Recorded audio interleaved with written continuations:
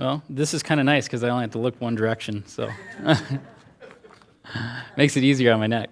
But as we said, we are now in the season of Advent. These 4 Sundays all leading up to Christmas Eve and the day of Christmas. The season of anticipation, a time where we celebrate the first coming of our Savior Jesus. And we also look forward to his second coming. Over the next Sundays of Advent, we'll not only be looking now at the Christmas story itself, but in this Advent series that we'll be going through, the sounds of Christmas, we're going to be looking at the sounds of this season, the sounds and songs of hope and peace, of joy and love, all culminating in Christmas Eve. It's interesting, in a world stained by sin, that in this season of remembrance and celebration, and of anticipation, we can find that no matter what situation we may be in at this time, we can still find hope. Hope in our Lord, knowing by what he's done and through his word and what this season is all about, that he has fulfilled his promises, the promises he's made to us for generations, that he's been putting together and building for so long. And we can have hope that the promises yet to come, because of what he's already done, will be fulfilled. As we look back now at how he first entered into this world in such a quiet and simple way, it shows us that God does not have to bring hope in such a grand act of shock and awe, but that because he is all-powerful, he has the power to bring hope into this world through the simple and the quiet and the unanticipated. And one song of this season shows us this, the song, O Little Town of Bethlehem. So if you would join me now in reading the scripture of hope that is behind this song in Luke chapter 2, verses 1 through 7. Would you please stand for the reading of God's word this morning as we read this together? Luke chapter 2, verses 1 through 7. There's no slides this morning, so you'll have to use the Bible. Luke chapter 2, verses 1 through 7 says, "In those days a decree went out from Caesar Augustus that all the world should be registered. This was the first registration when Quirinius was governor of Syria. And all went to be registered, each to his own town. And Joseph also went up from Galilee, from the town of Nazareth to Judea, to the city of David, which is called Bethlehem, because he was of the house and lineage of David, and to be registered with Mary, his betrothed, who was with child. And while they were there, the time came for her to give birth. And she gave birth to her firstborn son, and wrapped him in swaddling clothes, and laid him in a manger, because there was no place for them in the inn." And those are the very words of God, and you may be seated.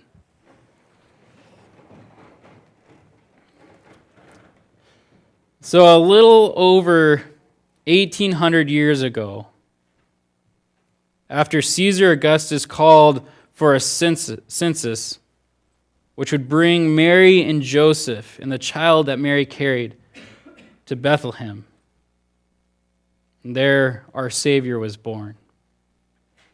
1,800 years later, a man would visit this quiet place on the eve of the day that we celebrate Jesus' birth. And it is this setting, along with the Word of God, would move this man to write a song that would span generations to bring in our focus on this night in the little town of Bethlehem. Phillips Brooks was a pastor from Boston. After watching his country torn apart in the brutal Civil War, and also living through the assassination of a man who helped bring the country back together, would travel over to the Holy Land to see where Christ was not only born, but where he walked, where he lived, where he preached, where he healed, where he loved, where he was crucified, and where he was raised back to life. And it was 3 years later, when Christmas time came back around, was when he put what he saw and what he felt to paper when he was over there. And what came out of that time really is interesting as you dig into it, because there are many scripture that is influenced in this song. But Luke chapter 2, verses 1 through 7 is what is really centered on. And what the core of both this song and the scripture of it is hope. A hope that is so powerful that it comes out of the insignificant, the minute, and the quiet. See, the census itself, no one would think it would have much importance. In fact, for many, it was probably anything less than an annoyance. It was a trip that they would have to make, not that they wanted to make. It was something ordered by someone that ruled them over thousands of miles away. Yet this census, out of all the censuses ever taken in the whole world, this one would be remembered as the most important. Something so simple, something that was seen as an annoyance, would be remembered for generations. That was part of a grand plan. And as you look at this, I kind of wonder if Joseph and Mary truly understood at first the significance of something as mundane as the census. That if they even realized that the prophecy that was made in Micah chapter 5, verse 2, that the Messiah would be born, and where he was going to be born was being played out through them as they traveled to Bethlehem to write their name down for those official papers. As Micah 5:2 says, "But you, O Bethlehem Ephrathah, who are too little to be among the clans of Judah, from you shall come forth for me one who is to be ruler in Israel, whose coming forth is from of old, from ancient days." And as Micah points out, the census is not the only thing here that may have seemed mundane or insignificant, but had great purpose and significance. Because there's that little town in Judah, Bethlehem, a town so small it seemed insignificant to all those around it. Of course, it was the hometown of the great king of David, but after his time, it was still that small country town in the hill country. A town of shepherds, a town of agriculture. Surely the big things would happen in the big city of Jerusalem or the other bigger cities around it. And then there was a mom and dad in this whole situation. The mom and dad that would travel so many miles to get to this little town, while being 9 months pregnant. Of course, out of all the people traveling too, these were just two normal people from Galilee, in a sense, who probably thought nothing really special of themselves. The world certainly wouldn't take notice of them, at least not yet. Mary, she was just a normal girl to be married to what seemed a normal carpenter boy who just so happened to be from the line of David, but surely there was hundreds more too that were from the line of David.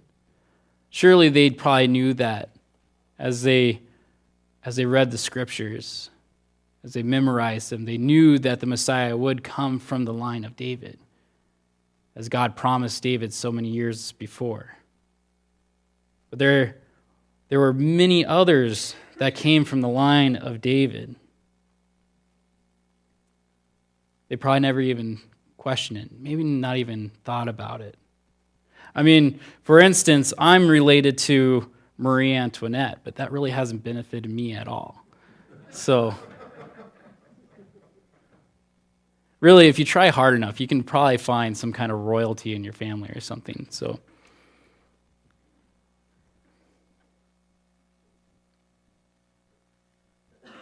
but then again, between the two of them, Mary and Joseph, does any spouse really see anything less than special of each other? For two people to come together like that? For Joseph to stay with her and first not understanding the situation, seeing what he may have perceived as adultery. He had the right to leave her, but he didn't.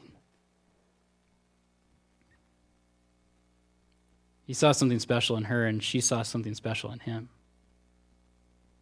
And God saw something in them as well. And an angel would visit them both, and not only would change what they probably thought of as a normal, average life, but in this whole situation coming together, the whole world would be changed. It's so amazing because God is so powerful. He is so amazing that he took the small, the mundane, the insignificant, or at least how the world thinks of these things, and he brought them together in a way that brought hope. Real hope. The hope that the world was longing for. And as the song that we're looking at today goes, O little town of Bethlehem, how still we see thee lie. Above thy deep and dreamless sleep, the silent stars go by. Yet in the dark streets shineth the everlasting light. The hopes and fears of all the years are met in thee tonight. And the first verse, really, it reminds me of the verse in 1 Kings chapter 19, 11 through 12, where it says, And he said, Go out and stand on the mount before the Lord. And behold, the Lord passed by, and a great and strong wind tore the mountains and broke them in pieces, the rocks before the Lord. But the Lord was not in the wind. And after the wind, an earthquake. But the Lord was not in the earthquake. And after the earthquake, a fire. But the Lord was not in the fire. And after the fire, the sound of a low whisper came. It's interesting because so many back then, and even the world itself, and really us today, we so often look for the all-powerful God to act in such a big and powerful way. And he can, and he does. But I think because of that, we almost put him in a box and expect nothing less than the big and amazing. But what's funny about that is that really is so small-minded of us. It's so easy to forget that God can do such great and powerful things in small ways. And we see that especially through Jesus' birth. That happened in this sleepy little town of Bethlehem. As the stars go by, what seemed like just another night. Yet there in the manger lied the greatest gift the world would ever receive. Hope itself was now in the world. Jesus Christ was born. Yet what I love about this song is that it also shows that was only the beginning. His birth only set in motion of what would come. As it says, "O holy child of Bethlehem, descend to us, we pray. Cast out our sin and enter in. Be born in us today. We hear the Christmas angels, the great glad tidings tell. O come to us, abide with us, our Lord Emmanuel." You see, this whole song actually makes a movement from what seems as the insignificant, the small town, the quiet. Then comes the birth of Jesus himself that brings the hope and peace and joy and all the things that we look at and remember during this Advent season. And it's easy to get just stuck on that. But really, just as this song moves, there's so much more that comes. That hope did not just come on that day, but because of it, we can look forward and now hope with great anticipation for the day when Christ will return. And we who have faith in Jesus, who through him and what he did on the cross, our sins are cast away, as this song says. And we are promised that we will hear those trumpets one day. That glorious sound. And to him we will be taken, and with him we will abide forever. As even though we ourselves or the world might say that we might be insignificant or small, but the truth is we are his children, whom he delights in. It's very easy this time of year to get caught up in all the fluff, if you will. The grand decorations, the perfectly decorated tree, with the husband's decorating hidden in back. Ours gets turned so many times. Or also the grand gifts, which easily seems to become a competition sometimes. Who can outdo the other? Especially among siblings. It always seems like who can get mom or dad the better gift. And then there's the parties, and there's the grand food. And really, none of these things are bad things. They're all good things. But in all, there is such anticipation for one day. There's this buildup. Even really all year long, there's a buildup for one day. But what's interesting is studies have found that your endorphin levels are actually higher during that time of anticipation than once you open the gift itself or when the day itself comes. In this world, it's hard to hold on to that lasting feeling. Yet, in Jesus, what we receive through him is everlasting.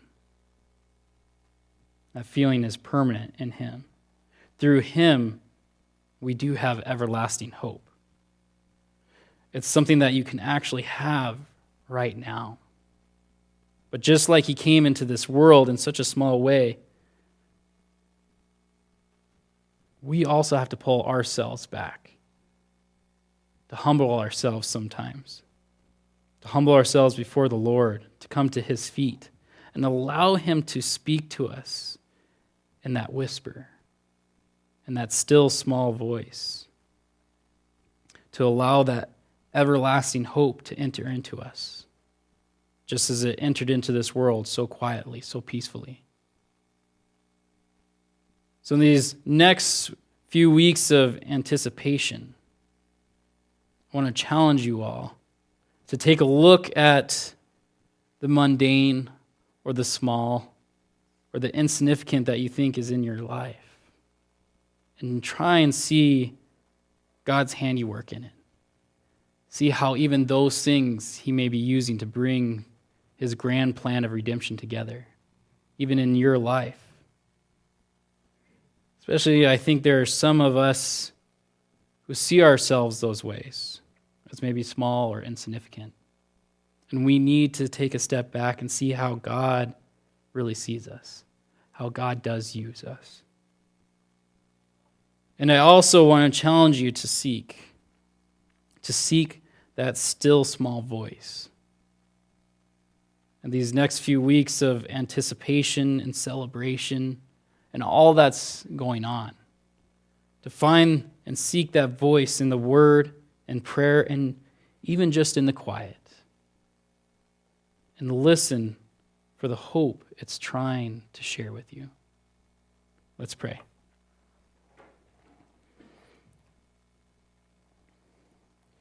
Father, we thank you for this day, but we thank you for this church and just for the setting and for this season. And we thank you for what you've done. We thank you for how you fulfilled every promise you've made to us. And in that, we can see and look back and see how you fulfilled it in grand and big ways and in such small ways, which is just as powerful. And we can know as we look forward that the promises that are still yet to be fulfilled are going to be fulfilled. We thank you for the hope that you've sent to us, that you fill us with. But I pray in these weeks of anticipation that we celebrate your coming and look forward to the second coming, Lord.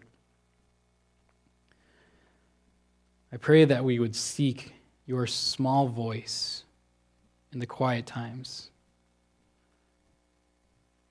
in times between just us and you,